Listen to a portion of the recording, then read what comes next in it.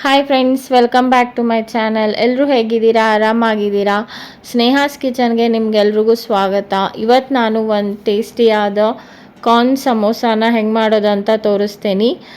Sweet corn ಇದು. ಒಂದು sweet ಕಾರ್ನ ಈ ಥರ ಸುಲಿದು ಇಟ್ಕೊಂಡೇನಿ ನಾನು.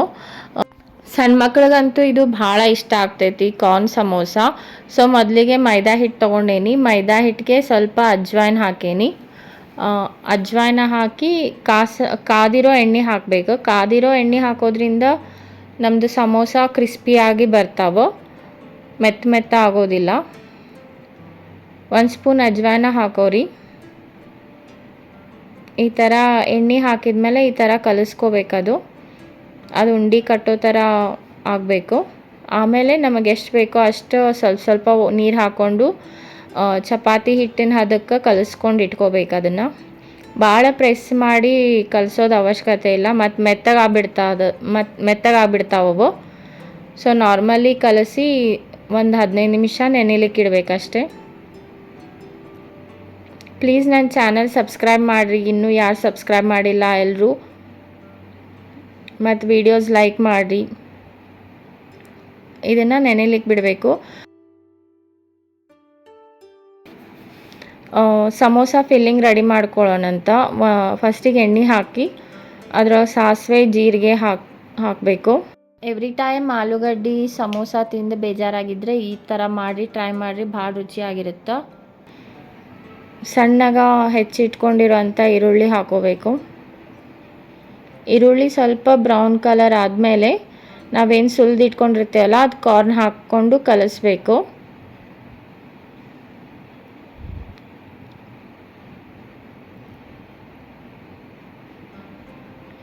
ಅದಕ್ಕೆ ಸ್ವಲ್ಪ ಅರಿಶಿನ ಪುಡಿ, ಉಪ್ಪು ಮತ್ತು ಕೊತ್ತಂಬರಿ ಬೀಜನ ಸ್ವಲ್ಪ ಕುಟ್ಕೊಂಡು ಹಾಕೋಬೇಕು. ಅದು ಮೇನ್ ಇಂಗ್ರೀಡಿಯೆಂಟ್ ಕೊತ್ತಂಬರಿ ಬೀಜ, ಅಂದರೆ ಟೇಸ್ಟ್ ಬರುತ್ತೆ ಅದು ಹಾಕಿದ್ರೆ. ಮತ್ತು ಸ್ವಲ್ಪ ಗರಂ ಮಸಾಲೆ ಮತ್ತು ಚಿಲ್ಲಿ ಫ್ಲೆಕ್ಸು.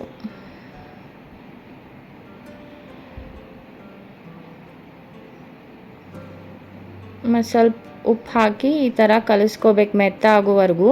ಆ ಕಾರ್ನ್ ಒಂದೊಂದು ಸಲ ಸಿಡಿತಾವೋ, ಮತ್ತು ಹುಷಾರಾಗಿ ಕಲಿಸ್ಬೇಕು. ಮತ್ತು ಸ್ವಲ್ಪ ಕೊತ್ತಂಬರಿ ಹಾಕೇನಿ, ಸಣ್ಣಗೆ ಹೆಚ್ಚಿ.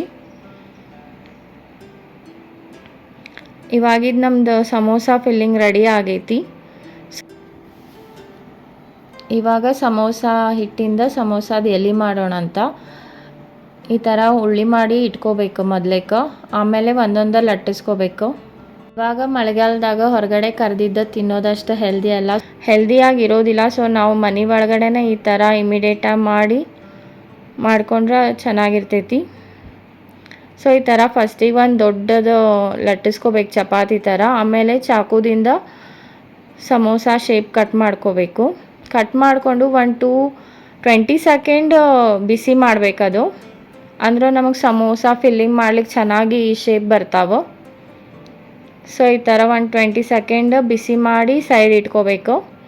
ಇದೇ ಥರ ಎಲ್ಲ ಉಂಡೆನೂ ಲಟ್ಟಿಸ್ಕೊಂಡು ಕಟ್ ಮಾಡಿ ಸ್ವಲ್ಪ ಬಿಸಿ ಮಾಡಿ ಇಟ್ಕೋಬೇಕು. ಅಂದರೆ ಈಸಿ ಆಗುತ್ತೆ ಫಿಲ್ಲಿಂಗ್ ಮಾಡಲಿಕ್ಕೆ.